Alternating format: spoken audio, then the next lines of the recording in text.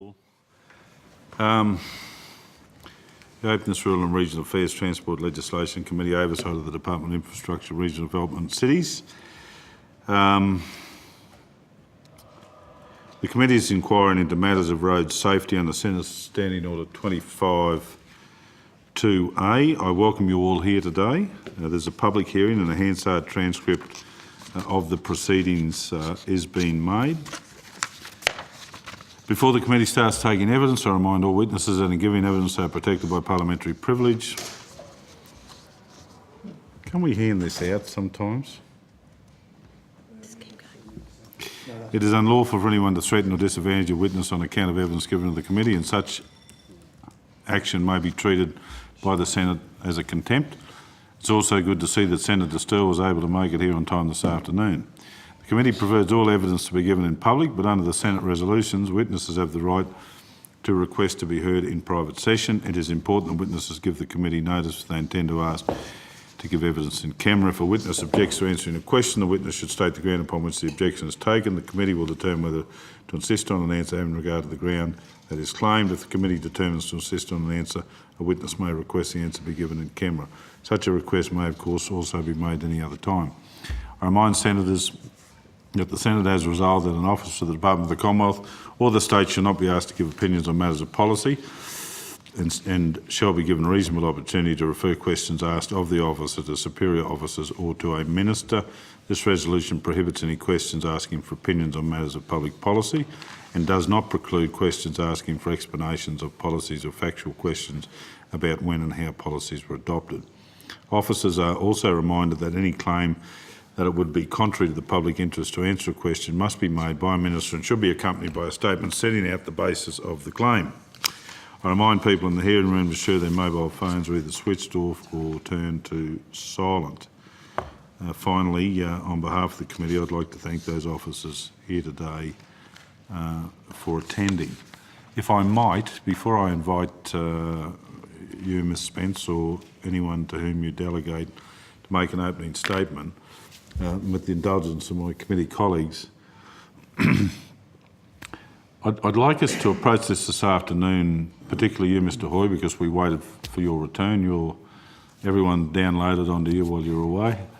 But, you know, can I seriously urge you to listen to the substantive element of a question, and you won't get a reaction from the committee if your answers are truncated and yes or no or maybe, because the committee members will then delve down and unpack it with you themselves, right? So what we don't want is we've got an hour, we want to get it done in an hour, otherwise this committee has a reputation. We will just simply come back at another time, another hour and another hour until we get to where we need to be. So I'd urge you to consider that as we go along.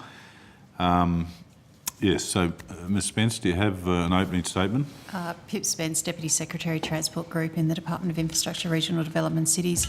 No, Senator, I'm very happy just to answer your questions. The only thing that I would note is one of the issues that was raised when we were here last time was who was actually consulted. We've pulled out an extract from the regulation impact statement that's got a full list of everyone who was consulted and a summary of what they said, so I thought that might be useful to table those, if that would help. Thank you. Can I open the batting, Senator Stirl, do you mind? Please do. We joined at the Look, Mr Hoy, firstly I think over time the committee has signalled that it supports the introduction of this technology into the industry, and I'm not sure that that's inconsistent with the intentions of the government, but no doubt you'll let us know what you can about that as we go forward. We know from briefings we've had, not necessarily from the department, that there's been cost-benefit analysis done across the transport industry, if you like, class by class of vehicle. We're given to understand there may be some real promise around articulated vehicles and that with this technology, and we'll hear from you on that. I'll ask you a specific question in a moment. We also hear that the jury may be out or has come back around heavy rigids or some classes of heavy rigids, that the cost-benefit analysis did not support the adoption of the technology in that class of vehicles. We've definitely got an interest to interrogate you as to if that's the case, and then if it is the case, as to why we've arrived at that, on what basis.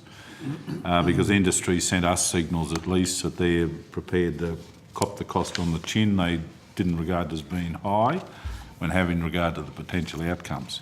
So let me start with the big ticket question. Are you in a position to advise the committee on whether it is your understanding that government is working towards the adoption of the technology as a compulsory element within the transport industry? Well, in a very broad sense. I'm not asking you about these categories. We know that it's not going to be on every vehicle. Yes. Yeah, so The ESC. yeah, the ESC. Thank you, Senator. So Stephen Hoy, Director of the Standards Development Section, Department of Infrastructure, Regional Development and Cities.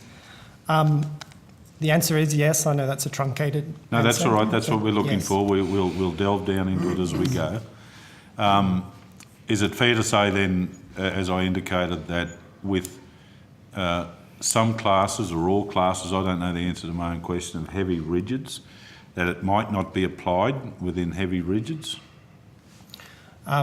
That's what we're looking at. So Okay. we will be re-looking at heavy rigids. Yeah, but Sorry, Chair. go on. No. So just be very careful. So we know there's light rigids, medium rigids and heavy rigids. Yes. So you're talking about all rigids, I assume, are you, Chair? No, you go. I'm not an expert in the field. No, but just so, because Senator O'Sullivan has said heavy rigids. So heavy rigids, when we met last time, were excluded, correct? That's correct. So Right. there are rigid vehicles, and heavy rigid Yes, means I'm- anything above 4.5 tonnes. Yes, I'm and well then aware. there's Yep. categories within that. Yes. So are we now looking at all rigids above 4.5 tonnes? So we cover light rigid, medium rigid, heavy rigid?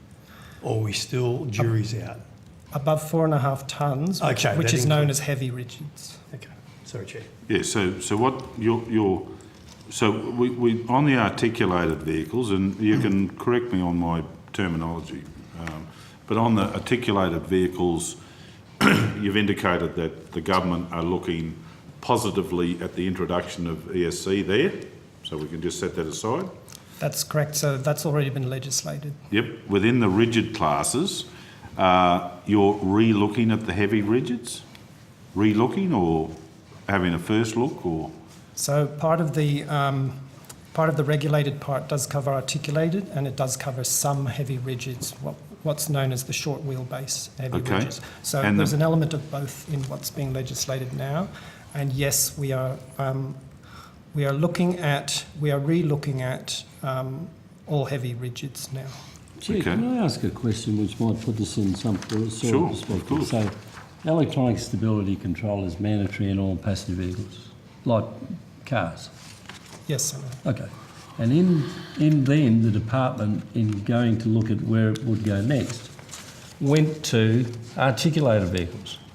And now you're coming back down to light rigids. The question people I know have is this: why did you jump over the next biggest group of vehicles and go to the smallest group?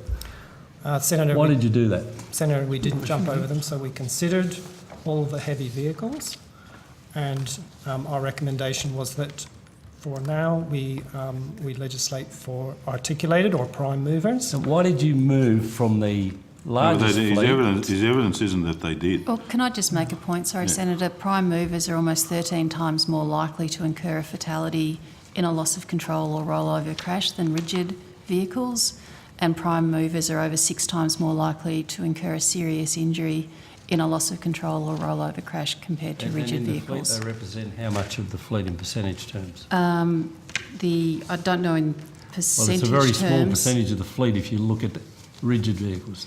So That's the argument that safety regulators put to me, is the department went to the next, not to the next level of vehicles that would benefit the most by ESC, they went to the smallest group at the heavier end of the vehicle chain. That's the only question I have. Yes. Right. Well, let me. Can I do this just to keep this in a heading in a direction? I'd like to establish where we are with each of these classes first, and then and then the senators and others, including myself, might want to have you explain the journey. But we've already now established that some heavy rigids and articulated, it's been introduced in legislation, it's compulsory. And I've got some questions about whether there's any exemptions in that space, override capacity and so on. But now we're back, and we know from motor vehicles, light motor vehicles, that it's compulsory, correct? Correct. And now we're looking at the gap in the middle, right? So bigger than a car, smaller than a semi-trailer. So it seemed like you broke the heavy rigid into a couple of categories, is that correct? There was ones who have been accommodated in the legislation and ones who are now the subject of further consideration, is that right? That's correct. So we'll call them the heavy rigid remainder mob. And there are vehicles then that are light rigid, medium rigid? We've got the 4.5 tonne, everything from 4.5 tonne, but we've missed the light trucks. Yes. Yeah, so the heavy rigids that are in the legislation are 4.5 tonne and above. Is that right? Have I got that right? Sorry, the legislation covers braking of all heavy vehicles. So we're talking about the ESC component of that. The ESC component will cover all prime movers, and we know that prime movers are virtually all over 12 tonnes, the very heavy end. Sorry, Mr. Hood, we know that, but sorry, I thought... No, I don't, Senator. Okay, all right. Sorry, I don't. So they're over 12 tonne, yep. Over 12 tonnes. And we are now looking at, or re-looking at... But before you go there, Yes. you said there's some heavy rigids that are captured in that legislation. Sorry, yes. Are you telling me now heavy I've been rigids have to be over 12 tonne to be caught, or...? Yes, they do, yes. Right, so what we got is, let's not even talk about heavy rigid or thing. Every vehicle over 12 tonne is captured by the legislation. Not long wheelbase over 12 tonnes, Senator. I'm sorry. It's All right, well, it we'll is a come bit back to that. complicated, yeah. But then you have heavy rigid vehicles who are sub 12 tonne, is that right? You do, but they're not captured by this. No, I understand they're not legislation. captured. Correct, yes. But I understood you to say that you were re-looking at that That's correct, yes. cohort of trucks. Yes. Are there some other cohorts of trucks that weren't captured by the legislation and are not subject of any current consideration? So a medium rigid, a light rigid, something else? There will be between a light commercial vehicle and a light commercial vehicle and a mid-weight commercial vehicle between 3.5 and 4.5 tonnes that we're not looking at. Okay, so we're re-looking at the vehicles now, 4.5 tonnes through to 12 tonne? And above. And above, no, I got that. Well, I thought the above ones have been captured, but... Some of the rigids have, but some of them have not. The short wheelbase rigids over 12 tonnes have been captured, but the long wheelbase over 12 tonnes. Okay, so we'll come back to them. And but then below 4.5 tonne, so we're talking about 4 tonners, 3 tonners, 2 tonners. They're not under active consideration at the moment. They've been considered, and the decision was taken not to recommend they be captured by the legislation. They have been considered up to 3.5 tonnes. There's been two areas of regulation, and this is worldwide, looking at lighter vehicles, passenger cars, that's extended up to what's called light commercial vehicles, up to 3.5 tonnes, and in the other direction from the very heavy vehicles. There's a group right in the middle, 3.5 to 4.5 tonnes, that are not being considered just because of the characteristics of them. But had they been considered, or were they exempted from the very early consideration of vehicles for this technology? They were exempted from the early consideration, so Right, so when the industry tells us that some classes were exempted because cost-benefit analysis, they said that your department has told them, cost-benefit analysis didn't support the argument for the inclusion of the technology. Mm-hmm. Is it fair to say they are the ones you're now re-looking at? That's correct. Okay. I'm now clear. Senator Steele. Yeah, okay, thanks, Chair. So, Ms Spence, what you've given us now here, Appendix 16 Technical Liaison Group, and there's a host of associations and all that there. Were they all consulted in terms of who should cop compulsory ESC, or were they just broken into some people left out? I'll actually ask Mr Hoy. Oh, Mr Hall. They were all consulted, Senator. So, okay, all right. And the reason why I be here, so we've asked the Australian Motorcycle Council, should trucks have ESC? Is that how we do it?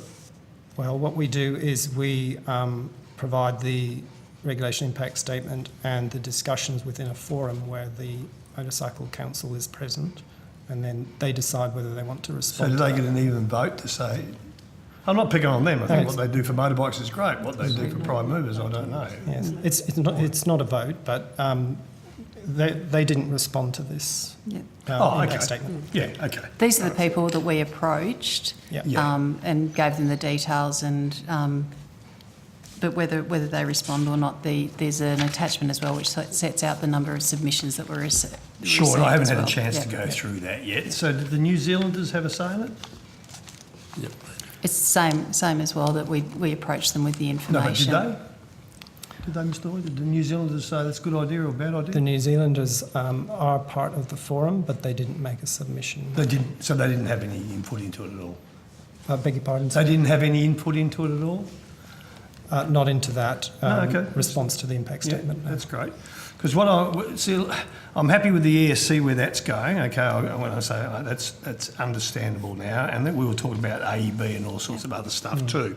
And I know with Ms Nakayama, we were talking about Senator Gallagher and I were following down the autonomous emergency braking stuff.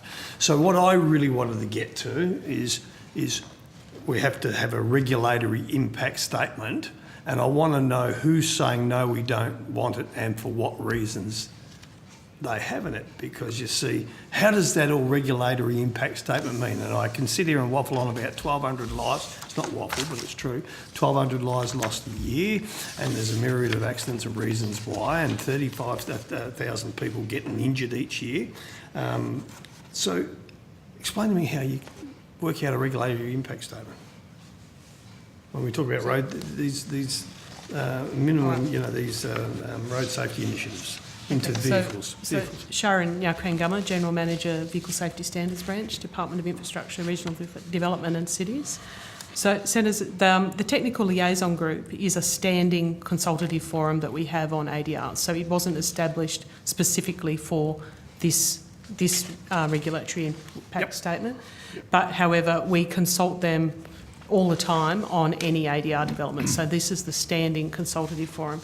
On the second page, Appendix 17, was the industry reference group specifically for the National Heavy Vehicle Braking Strategy. Great, thank you. And I didn't want to start reading while you were talking, Mr. Hoy. That's why I didn't read. Okay, so that's great. So Keep that's going, a more limited group. Everybody was consulted generally. This is more targeted consultation with this specific group. That makes a lot of sense. So let's go through this. So if we go into, so just as a general level, so the technical requirements were developed over a 2-year period in consultation with all of these people.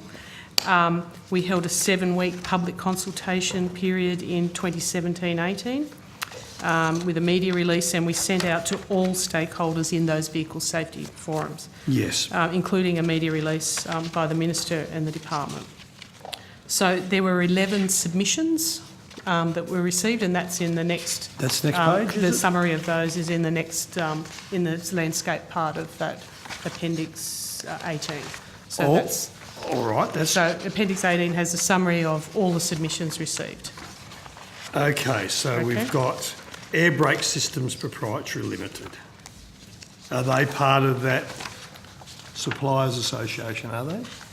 They would have made an individual submission, is that correct? Individual, okay. And what did they say? They don't support 6A? We understand they belong to ARTSA. So the which ones? Yep. So that's the first one. Sorry, We just need to understand how this all works. Yep. So Appendix 18, summary of public comments.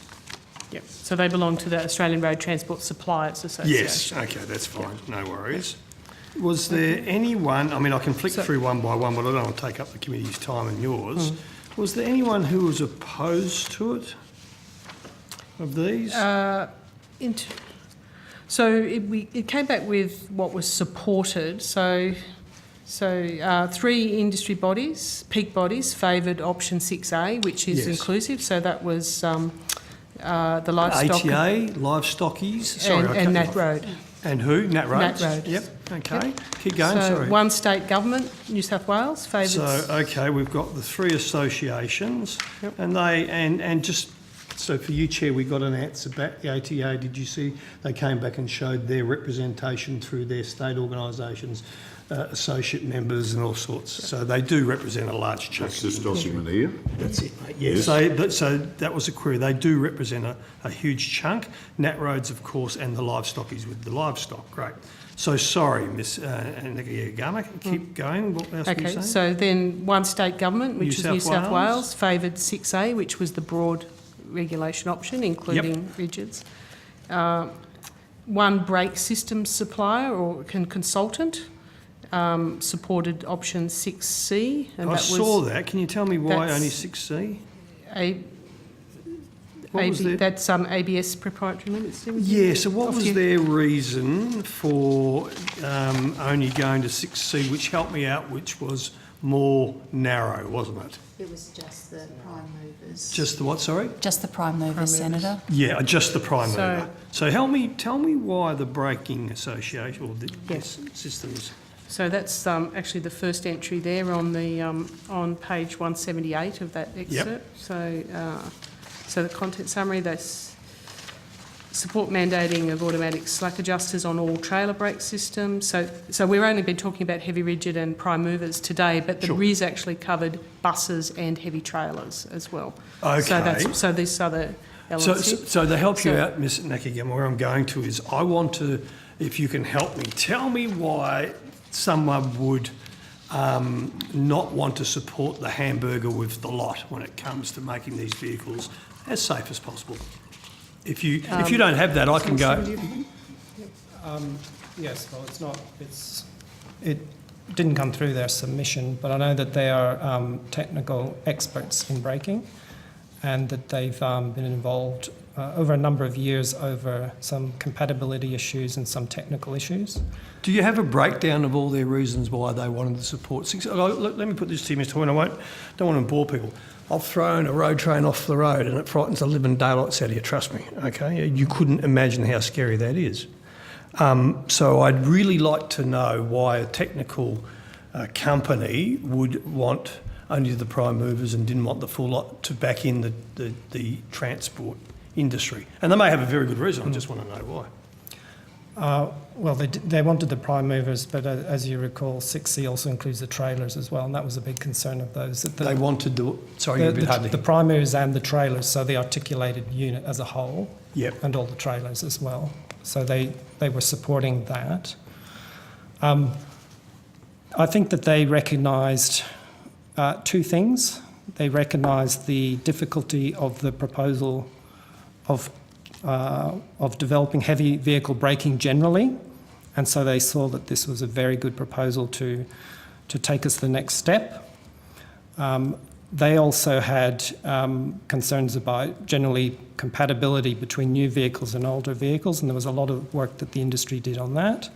And they also understood that there might be some, or there would be some difficulties with the heavy rigid vehicles, the test requirements for it, and there were still some things that had to be sorted out with. So did they leave us down? So did it come down to a cost thing? Look, it's simple. I always find the easiest way is for all new vehicles onward, I think is always a fair way, so you're not ambushing people and all sorts. Is that what, to cut it short, was? Were they favourable of, oh, hang on, if we're moving to all new vehicles? Because you've touched on vehicles that are already out there and all that. What I guess I didn't make clear was, no, they were talking about the different types of vehicles, and they were talking about the difference between having a car with ESC that goes on the road that works independently and having a truck with ESC that then has to couple up with another truck that may have ESC, a trailer that may or may not have ESC. Okay. So as you're aware, with heavy vehicles, compatibility is a real issue between older and newer vehicles. Well, I understand with older trailers and newer trailers, but the prime mover's still the same up the front. But okay, I'll get that. All right, so we've got them. Tell me who else were making comment and who weren't. So we've got 3 absolutely in favour of 6A, 4 with the New South Wales government. The brake people were 6C for their reasons. Who else? So there was a tyre services consultant, so Tyre Safe Australia, that favoured 6A. Tyre Safe, and Tyre who are they? They're are they a consultancy? Okay, Yep. that's fine. And they fall under the Suppliers Association, I assume. Okay, is that right? Another peak industry body, the Truck Industry Council, supported option 6C, which is the narrower one, with consideration of 6A in the next phase of work in consultation with industry. So the next phase of work is included the broader option as part for heavy rigids as part of our consideration of automated emergency braking. So the Truck Industry Council, help me out, they're the manufacturers? Truck manufacturers. Right, yes. okay. And why did they not want to go to 6A, my words, the hamburger with the lot to start with, if the client's prepared to pay? Well, there's probably a couple of answers to that. If the client's prepared to pay, it's not certain whether the client would pay or whether they would absorb the costs. I'm sorry, Mr. Hoy. Let's rephrase that. Sorry, that's not fair on you. If it was decided that the government would mandate ESC into these vehicles, so why did they prefer the 6C option? Well, my understanding, and I'm being careful not to speak for these organisations, I'm just giving my understanding of their what they thought, was similar to the brake the brake specialists, that the package as it stands is a very good package to put through now, and that there are some residual technical issues around the rigid vehicles. Let me come back to you. I'm just a bit lost there. So the Truck Industry Council represent the manufacturers, so it's not just brand new trucks. Are they representing the second-hand fleet?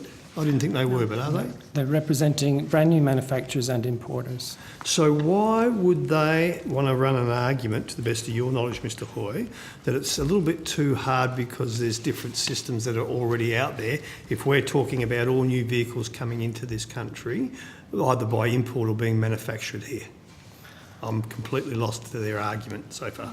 So I'd mentioned before that they still saw some residual testing and technical issues with the heavy rigid vehicles.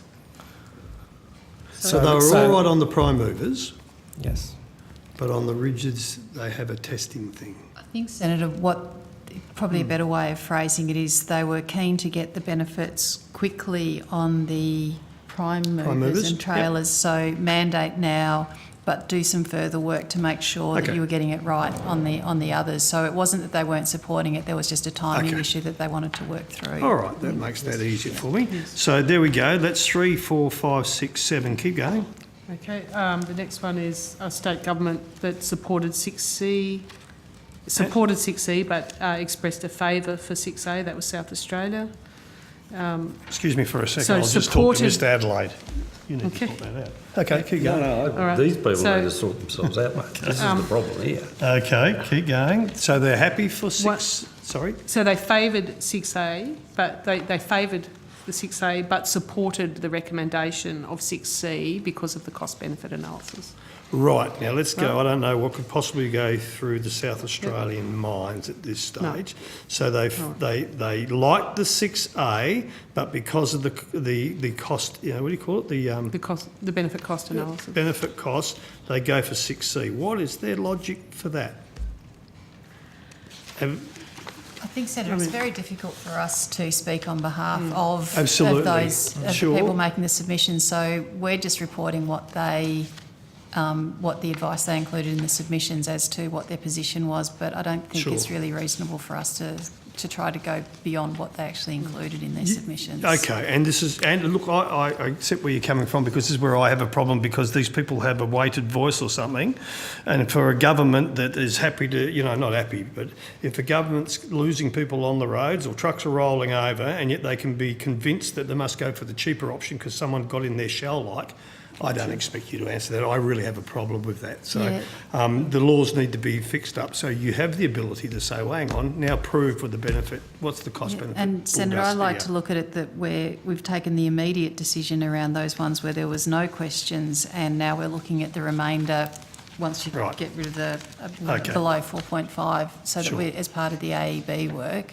we're looking at which other trucks you should mandate ESC. And I think that's a fair question for us to ask the South Australian people, what's their reasons around this, because they do have a say in this and they're influencing federal. I don't think I need to go. I think everyone knows what I think about that. All right, so who else have we got? Last one. One more state government favoured option 6B, which was partway between 6C and A, so another mid-range. I'm not sure exactly what was included in 6. Who was that? Queensland. So not all of all vehicles, but That's a larger group than what was in 6C. That's thrown a curveball at me. What's the 6B? 6B includes all of the heavy rigids, so Over 12. rigids over 12 tonnes. Yes. Oh, so prime movers and heavy rigids over 12 so short and long tonne. wheel. Oh, okay. Yes. Right. Which is the option that was adopted. No. The option that was adopted did pick up the short wheelbase versions of those But not the long heavy wheel. rigids above 12 tonnes. Okay. So which one got adopted? 6 what? 6C plus. 6C after plus. consultation on the rears. But We hang on. moved some of the heavy into 6C, so it became 6C plus. So we've gone for the poverty pack. We've gone for the easiest way, just the prime movers. Is that what we've done? We've done prime movers plus heavy rigid vehicles with a short wheelbase. What 6 is that? Sorry? It was sorry. So this is 6C plus. That was Yeah. 6C. It Sorry, you people got language all of your own. It wasn't one of the options, but it was post-consultation when we got the This is feedback. like, yes, Minister. Sorry, keep going. Then we worked with the ATA and TIC, the manufacturers and the ATA on a compromise, a 6C plus that brings in some more vehicles, on the ones that they were particularly concerned about. And which was actually welcomed by the ATA at the time of Oh, the you know why? announcement. Because they've actually thought we've finally got something moving in the right direction. But I mean, Jesus, I shouldn't say that. I should say shit. I mean, it's reported here yeah, that we're talking about new bloody vehicles selected coming heavy in. vehicles will be mandated July 2019 and some buses. Which selected heavy vehicles will be mandated in July of 19? That's the prime movers and the short wheelbase rigids above 12 tonnes, Senator. So we've proved ESC in the passenger fleet, the car fleet. It's accepted in the United States and the European Union that it's fundamental to the commercial fleet. And we went from cars to prime movers and a long wheelbase rigid. Short wheelbase over 12 Wheelbase tonne. heavy rigid. Why don't we just do what the European Union is looking at, which is make it compulsory for commercial vehicles? Why do we dissect things into tiny slivers when we know fundamentally that ESC works? There's no dispute that at the table, is there? Does anybody at the table dispute that electronic stability control works for all vehicles? Does anybody dispute that? Senator, it works, but it works in different ways and different amounts, and it costs different amounts for different classes of So vehicles. I accept both of those contributions. It works differently and it costs. So given that 200 odd people die in heavy vehicle accidents a year, and some of the reports I see say that electronic stability control can impact significantly on loss of control and single vehicle rollovers, potentially saving 126 people a year, are we talking about a cost there? Because that cost employs a lot of money. That 126 figure is the estimated lives saved as a result of the regulations that have been mandated. Right. So that's for the prime movers and the short wheelbase, heavy rigid trucks. And it's over 45 years, not 1 year. Sorry? It's over 45 years as the outcome of 15 years worth of regulation of mandating for new vehicles. Okay. So 100. So can I just get a so why do you move from it's proven in the passenger fleet or the car fleet to segments of the commercial fleet? Why don't you take a whole of commercial fleet approach? One, you've said is cost, and two is it works differently. But can we go into how it works differently? It's still positively beneficial. It doesn't work backwards, does it? Does electronic stability control, is that proven to be more or less safe in commercial vehicles? No, sir. It is more That's safe. a great answer. You listen to the chair. Well, let's try it this way. Let's put aside the vehicles that are captured by the legislation and regulation. Let's put aside the vehicles that are currently under reconsideration, if that's the term, because I'd be surprised if eventually we didn't probably adopt something. Well, let me ask you, rather than me put a connotation on it, do you personally believe that cohort of vehicles that you're revisiting will end up being captured by this legislation or like legislation or regulation? Do you think that's where it might end up? Senator, my sense is that it will. All right, so let's just put them aside now. We've got all the motor cars and passenger vehicles out this side. And now we're left with this 3.5 to 4.5 tonne category of vehicles, correct? Now, I just, in plain... Bigger. Sorry, Senator, I think we might be talking about different categories of vehicles. There's 3.5 to 4.5 tonnes. Yes. And that was not part of the original. Let me make the point again. Yeah, sorry. We know that there are some vehicles captured by the regulation. Get them out of your head. We know that there are some vehicles that you're re-looking at, and you've sent, and I will never hold you to it, Mr. Hoy, because you're in a difficult position, but you think there's a positive signal that we may adopt some form of regulation around ESC in relation to that cohort of vehicles. We've got passenger vehicles down at the bottom end, they've all got it. I'm talking about the ones in the middle, the black box, that do not have it and are not under active consideration, right? Yes, Senator. So are we on the same wavelength with that cohort of vehicles? They're not under active consideration. No. Correct. And do they comprise And the they're not- majority of the fleet? I think they comprise a minority of the fleet. Those particular vehicles, I don't have the exact numbers. Sorry? 3.5 to 4.5. 3.5 to No, 4.5. the one's not under consideration. Yeah, 3.5 to Yes. 4.5. I think they would comprise a minority. You don't in know. the Can fleet. you on notice just give us a dissection of the fleet? You know, what you're looking at now, how many vehicles you'll fix and what's in the other categories that are outstanding. By weight, all right? Yes, Senator. So, Mr. Hoy, what I'm interested in, and we're going to call, we'll call these the 3.5s to 4.5s, just to give them a name, right, without getting strictly the thing. Why did they not come under active consideration for the application of this technology in the first place? I've heard a lot of questions on it, I've heard a lot of answers, but give it to me as plain English as possible. Why weren't they in active consideration in the very beginning? As plain English as possible, Senator, they're a class of vehicles that there's very few crashes with. They're generally bigger and heavier than the smaller vehicles, so they come off a lot better in a crash, but they're not big enough to have stability issues like heavy vehicles. Guys, we've got a snapshot there. Did you hear that? And let me reinforce it. I understand that. There's less fatality or injuries related to their movements. I don't. They make accept a, this. well, all right, well, there's you evidence for don't, that. you don't need to accept No, the there needs witnesses. to be evidence, though, to make that statement. Well, no, but we'll explore it. Alex, I'm trying to capture. I know. I'm trying to capture this, and then we can ask for questions on those. They make up a fraction of the fleet, or a small fraction of the fleet, or a limited. So in number, they don't suffer from stability, instability as much as the cohorts above and below.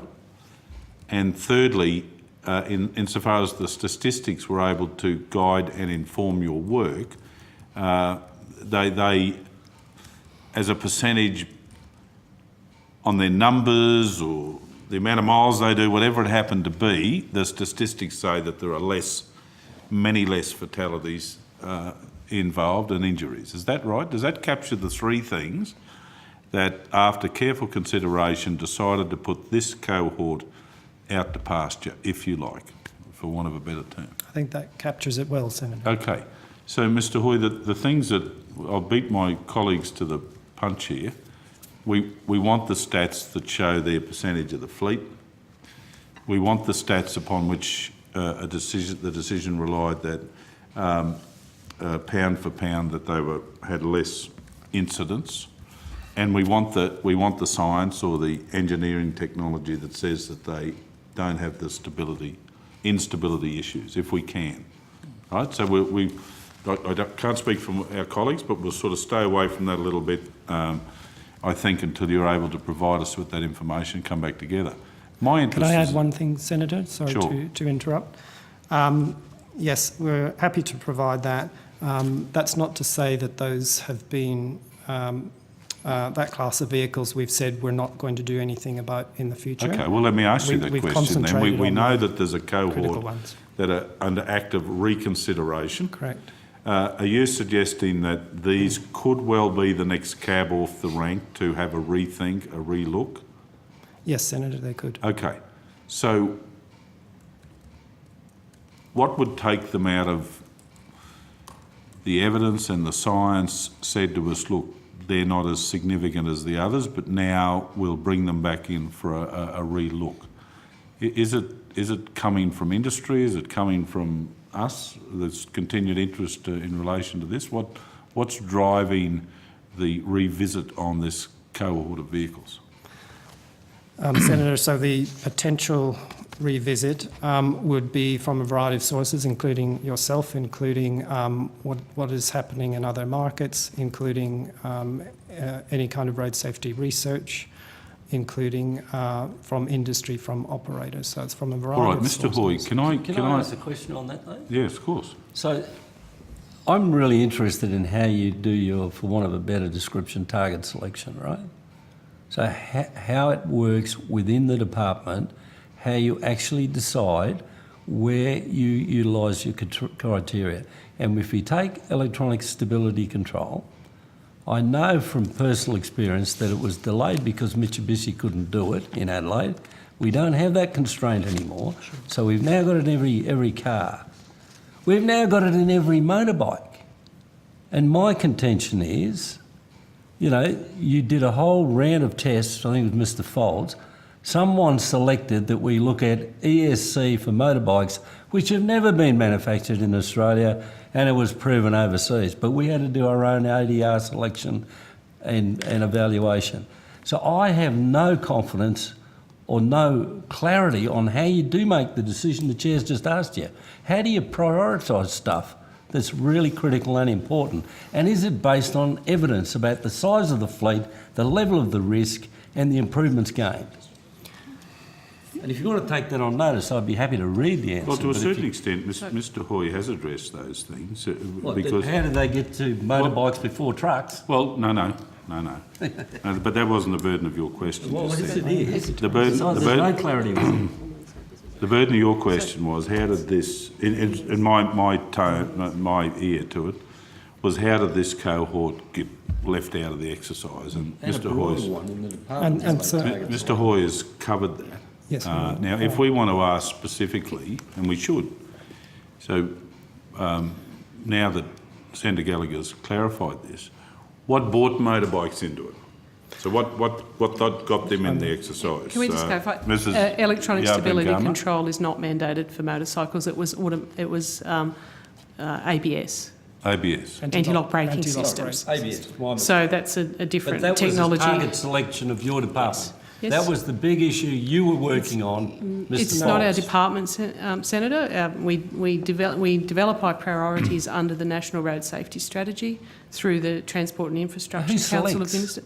So we do it based on data from evidence of what vehicles are involved in crashes and the type of failures of vehicles that result in those crashes. So ESC itself, Who we were signs off talking on about. it? Is the director or Ms. It's Spence? the Transport and Infrastructure Council of Ministers, State and Territory. They sign off on it? Yes, And there's a So- on what the proposal. priorities are that we work on. Yeah, so it's set out, so there's a national road safety strategy, and every 3 years there's a road an action plan that it takes forward the commitments that are set out in the strategy. So that plan said ABS on motorcycles is the most important issue, that the ADR issue we've got, despite the fact we don't make motorcycles and we could simply take the overseas evidence and say it's mandatory, we decided to do that. Well, Alex, in fairness, and we should ask Ms. Spence to comment on this, is it seems to me, sadly, that we very rarely take on, it doesn't matter whether it's drugs going onto the PBS or medical technologies, we had it with the APVMA. It seems like we don't take any real notice of the work done by the developed nations around the approval of these sorts of things. And I'd be happy for you to comment on that, Ms. Spence, if you're able. Look, so what I would say is we're actively looking at, and again, there was a review of the road safety strategy, and one of the recommendations that came from that was we need to do more to introduce new technologies that might improve safety outcomes faster. That we Yeah, but need that's to, not what we're well, sorry. But it sort of it does There's tie thing in into, that tail, yeah. I understand that. But right now, and I'm with Senator Gallagher on this, if there's a new technology, say, developed in Germany, and it goes through rigorous testing and audit and due diligence and a whole range of things before it's allowed into the European marketplace, for example, and there's a whole body of peer-reviewed technical evidence, if it's a technical issue, what Senator Gallagher's saying is if you've got a country like that who've been through a very rigorous program, why don't we just adopt it, that it's good? There's my first question. And in the absence of doing that, it would seem that there is an absence in many parts of government decision-making.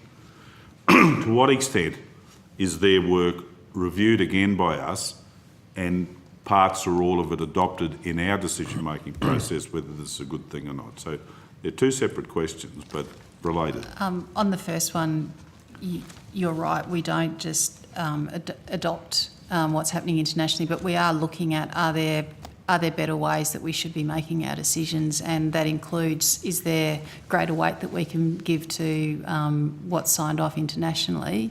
I'll let Mr Hoy go into more detail, but yes, we do draw on what research and decisions that have been made internationally in the way in which we currently make our decisions around what's mandated and what's Can I not. just, sorry, before you come on there, if I please, Chair, you remember the inquiry we did on this, and I've made the statement that we dumb cars down to bring them into this nation. And as to go on, that technology is out there. It's done through the US, through the EU, but somehow us Aussies think, well, we're probably smarter than they all are. Well, Ms Spencer's I'm not having a go at just these looked poor at that, people, they're but just implementing the crap policy. I'm pleased to hear that the process is under review, and to the extent that we might have a view about it, I really think in developed nations, particularly those with superior technologies, the Japans and the Germanys of the world, I think we need to find a way to give greater weight to the journey they've taken to arrive at a point. But Mr Hoy was just invited to make a comment. What's your discipline, Mr Hoy? Are you an engineer or? Yes, I am, Senator. So you're a process engineer, technical, A mechanical engineer. You're a mechanical engineer, all right. I think Ms Spence was hoping you might contribute to this process of evaluation. Yes, no, I agree with Ms Spence. So we take as much international information as we can, but ultimately, just like every country, we have to justify it on our own crash standards and the vehicles that are, on our own crash statistics and the vehicles that are being brought in and the configuration of the vehicles that are being brought in to Australia. So can I say that the US has not, the US has mandated ESC for heavy vehicles for prime movers only, and they will be in the future looking at rigid vehicles. So we're similar to the US in that respect. And are there operating conditions here, both the environment of the operation and the nature and type of the operation, speed limits, road surface types, the type of freight that might dominate a particular market? With a freight, it often amazes me, well, it doesn't amaze me when we move a lot of cattle, and it doesn't amaze me that when all 50 tonne of cattle all move over to one side of a truck on a slope, it's not long before it'll go over. So is all of that, is that inhibit the ability just to adopt someone else's application of a technology for us? Yes, it does. So those environmental conditions, you're quite right, and there's also the configuration of the vehicles in Australia. With heavy vehicles, as you probably know, there's a blend of US type designs and European type designs and Japanese type designs. So there's all sorts of compatibility issues around that, such as the voltages that the systems work at, etc. So with heavy vehicles, there's that unique characteristic of it's a mix of things from around the world that are meeting slightly different standards, and we're trying to smooth that out for the use in Australia. Now, with regard to the environment, yes, there was an issue with the robustness of systems like ESC and ABS when used on the rougher roads in Australia, and particularly regional and particularly out on unmade roads. So we did a lot of work with industry over that, over reliability, and we went and visited around Australia to see what the issues were, etc. So there are differences. So on that point, I want to ask a question. These guys may follow through. I had transport operators in my office this afternoon in livestock transport operators, and they talk about if they've slowed down to go into a crossing of a gully, for example, where one trailer there may be some stability issues, but they're only travelling at some small pace, that it can trigger these systems. And they thought that one of the options might be to have an override capacity in the truck. The other one I had was from, again, livestock operator out of the Northern Territory some weeks ago, who talked about and Glenn will have probably some anecdotal evidence to contribute, but if they come along and there's 100 kangaroos in a drought time sitting in the middle of the road, or 10 bullocks, it's not an option to do anything but plough into them. So at that point they were against the use of the brakes. They thought that this system, and I don't pretend to understand exactly what it does, would do more harm than good. So is there any consideration about the capacity of the operator to override in certain circumstances, and including emergency overriding capacity if they see a mob of bullocks and they can't? Yes, Senator, there is. With the running into the bullocks or the kangaroos, that might be more about AEB, the automatic braking systems, yes. Whereas ESC is just trying to keep the system stable, the vehicle stable on the road. Yep. But you're right about the moving at low speed through paddocks, and that was a particular issue raised, and we've dealt with that in the regulation. We do allow for a switch to switch it off. Okay. The counter to that is people that say we don't like having safety systems where you switch them Turn off. them off. Yes, that's right. So that's the counter to it. So what we've done is that it automatically comes back on above, it was agreed through industry, above 40k, it will automatically reset and come on again. All right. Gents, without limiting, we're just about at time. I'm wondering whether you have any specific... Just so I'm clear. Well, we can do that, but One I'm just asking you to take into account if you've got any questions on notice that we'd like them to supply us with data and information. Okay. So it's your call, Liv. Thanks, Chair. All right, so just in summary, so we had 9 participants through the public consultation period. I think it It was was 11. Senator. 11. I only got 9, so I'm missing 2. I got 3 associations. I got a New South Wales government, the Braking Mob, Tyre Safety Australia, Truck Industry Council, South Australian Government, Queensland Government. I got 9.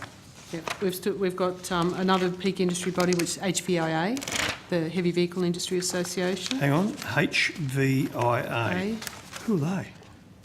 Heavy vehicle industry. They represent a lot of particularly trailer manufacturers and, Oh, and vehicle body finishers. Oh, I thought you meant it was a trucking mob. Okay, No, trailer manufacturer. heavy vehicle industry. So they do a lot of truck body finishing, represent people. Like Right, thank you. Yeah. Yep. So they make dollies and do all that Yep, sort of stuff. yes. Okay, what was So their... they supported option 6C but favoured 6A, similarly to others. You know, Yep. Supported the analysis. No, that's good. Yeah. And the final one was an engineering consulting organisation that opposed all regulatory options. Now, tell me who this So that was character is, or these characters. it was McLean Technical Services. McLean, let's get this out here. McLean It's in that Technical... summary. That's in the back here? Yep.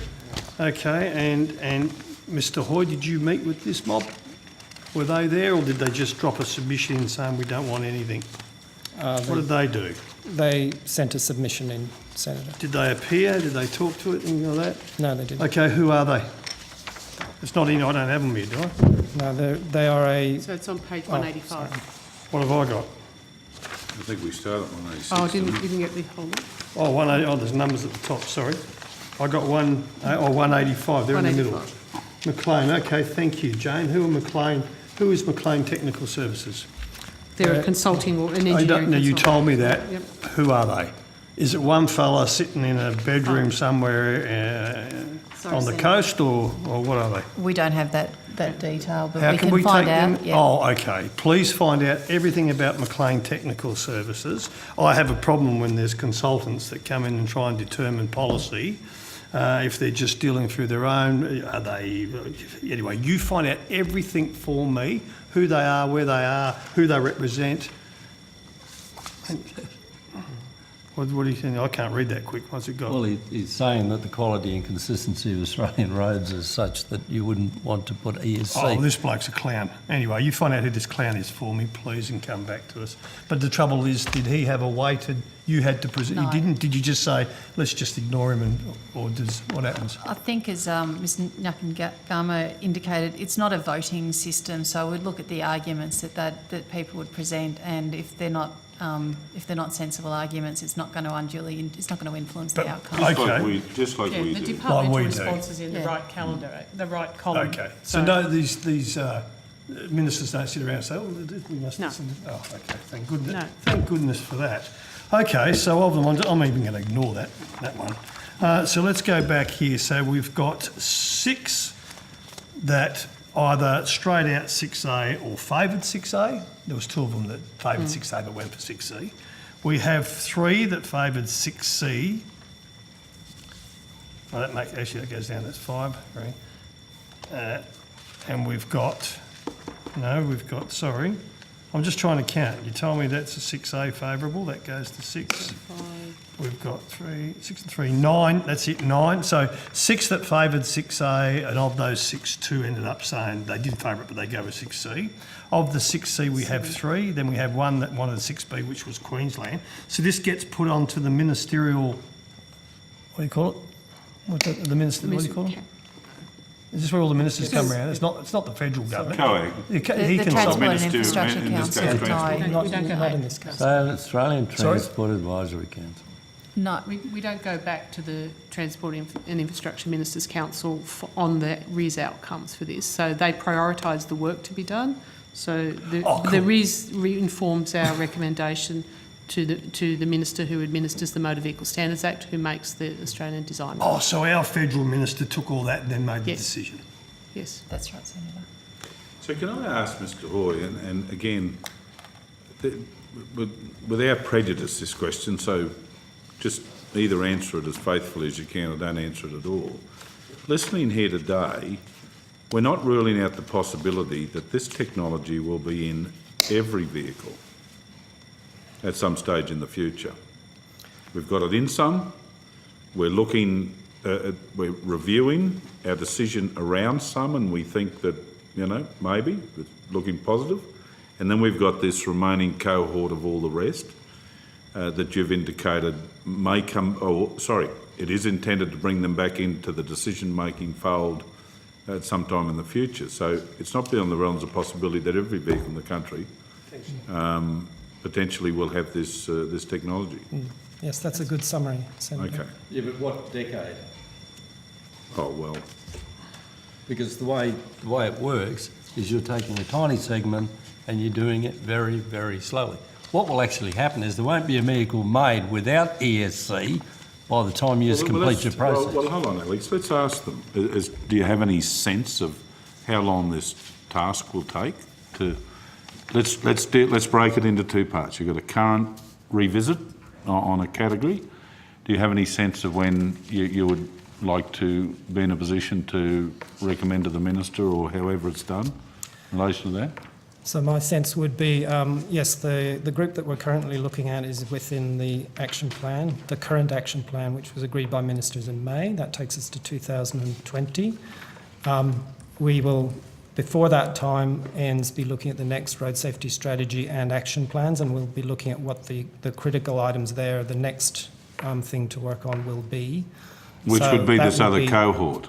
Well, So in it- answer to Senator, so there's no prospect of this remaining cohort, the missing children, being considered between now and 2020, or now and when the next plan is adopted? It's not in the plan, Senator. That's what I Okay, would tell so you. that, all right, that's good. So you've helped him timeline this. You're hoping to have it in the next plan, but that's not black and white at this point in time. Senator, I just probably, it's very difficult to say definitively. What I suppose we are focusing on the next big cohort, which is the ones that we were talking about that are under Yes. review at the moment, and we'll be expecting the RIS on that to be completed probably by the middle of next year. The time frame after the RIS is actually completed before an ADR comes into effect, is that around 12 to 18 months, or? Yes, so Yes, Senator depending Gallagher's on the been right timeline. to raise this. So it'll be 2 years-ish on the current second category that are under consideration, and definitely more than 2 years with respect to the others. So if there is some road safety imperative in relation to this, to the safety of lives and injury, that seems to me, I'm going to join Senator Gallagher, that seems to me to be a long time to deal with this. I mean, is there no way that it be elevated and dealt with more quickly? And do you tell me you can't revisit the plan to incorporate this other cohort of vehicles before 2020, even if it makes it into that plan? Is that what we're hearing? I think, Senator, one thing that I'd note is there are a number of other safety matters that we're looking at in the context of what's in the plan. So we will continue to review the data. If there is an increase in accidents in that cohort that sort of we're missing out on the 3.5 to 4.5, if there was a spike in accidents where you thought an ESC would make a difference, they're the sorts of things that would trigger us to revisit, work with our state and territory colleagues to actually revisit that But Ms Spencer, I don't process. get this. Is this a resource issue? Yep.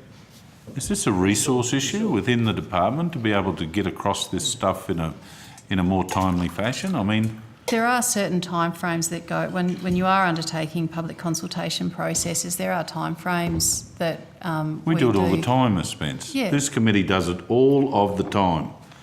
And it's measured normally in months, not years. We're talking about years Well, I here. think there's a combination of the time that's taken to do the actual work, which we're measuring in months, but then there's the lead time, and I fully appreciate there's going to be a reaction to this. There's a time frame between actually making the decision and it actually industry being prepared and implementing Oh, it. well, So that's I think what you're going to find is a bipartisan bloody some publicity about this. This is, in my view, unacceptable. Unacceptable timelines. And it would seem to me, and I know you can't comment, I'm not going to try and force you to, it would seem to me that there's a resource issue involved. There needs to be more qualified professional people dedicated to the task to bring it out sooner. Right? Now that's just, I'm just expressing my view. But I doubt that we'll let this lie. They are inordinate timeframes, and in fact with the other cohort, the 2.5s or to 4.5s, it's the never, it's the ether. We don't even know for sure whether they're going to make it onto the plan. And even if they do, the plan's going to be considered when in 2020? 2020. Senator, would it So help? when in 2020? I want to know, because I'm interested whether it's the 31st of December 2020. Does this work on calendar years? Does this work on financial years? There are usually 2 Transport and Infrastructure Council meetings a year, and I'd have to take on notice whether it's scheduled to go to Let's the first do that, one in please. 2020. Let's come back with the date that, even if it does get a jersey, what date it might be in a plan that's presented, right? And Senator, the other thing that I think might be, if the committee would think there'd be value in it, is just to provide the bigger picture about what other ADRs that we are looking at in the context of what's already in the action plan, so that people don't think that we are just sitting and waiting but we're not challenging the fact No, that but I just all thought it your might be people are useful. properly applied. Yeah. I'll be writing to the Minister personally on this, right? Because I've now, at first I was about to defend everyone when Alex asked the question, but I'm going to write to the Minister. I'm going to put on the record that I think it's unacceptable that we're years away from potential consideration about the adoption of technologies that clearly can save lives. And in fact, I'm not directing this at you, Ms Spence, or you, Mr Hoy. It now confounds me why they weren't in the earlier assessments, right? If they're about to be reassessed and adopted, why weren't they in the earlier assessments, right? So our committee will take this up with the Minister. That's not your problem. But I want to ask you this. If we're able to persuade the Minister and resources were not an issue, can you do anticipatory work in relation to this other cohort that is sitting out in the cold at the moment? Could you do the work if you had the resources? Forget about it's not on the plan, forget about it may never be on a plan. You would be able to do the work if you were properly resourced around this particular question, correct? I suppose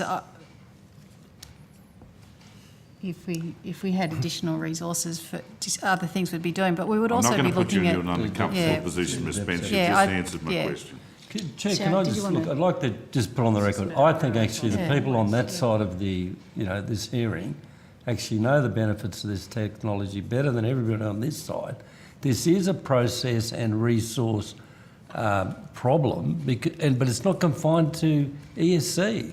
It'll be the same with AEB. Well, Senator, It'll be that's the same with any technology that we want you to be nimble on. The process doesn't allow you to do it. So, Senator, I suppose that's the point that I was trying to make. We'll look at the data and find out where the most effective interventions actually are. And so whether doing an ADR which mandates ESC for vehicles in that 3.5 to 4.5 category, that might not be the best area to be focusing on. There may be other But you can't safety give us evidence interventions. on that today. No, I can't, Had you Senator. done the assessment and said clearly the benefit is here, then we would have accepted that. Yeah. But the benefit, the cost-benefit analysis, or if that is the wrong They did do description. the assessment and determined it wasn't there, right? So That's not a fair observation. They did it and determined it wasn't there. This is... They can't supply it. No. Well, we said we'd supply it on notice, Yeah, they're Senator. going to supply it on those. But my problem is... Two problems. One is that I think around road safety, if there's any technology that can save a life, we need to consider it, particularly when the industry is not resisting it, right? They're prepared to pay for it, they tell us. Or that's been the briefings that I've had. Is that consistent with what you guys have had off the industry? Just takes time to bring it in. And the second one is, it seems to be an inordinate period of time to do these assessments. But look, we don't have any more time. We're I at just time. want to notice before you go, if I can. Yep. Thanks, Chair. if you could just take this on notice, could you please provide to the committee the reasons for the minister's decision to take the completely different angle from the rest of the submitters to come up with what he came up with? Yes, Senator. Please. Thank you. So, Thanks, Stu. Ms Spence, questions on notice. The committee so resolves the 17th of December to have them answered. Please do what you can for us there. And if you're having difficulty with any of them, do what you can with as much as you can, and so we don't hold the whole bundle up, because we just love sitting around Christmas Day reading answers to questions on notice.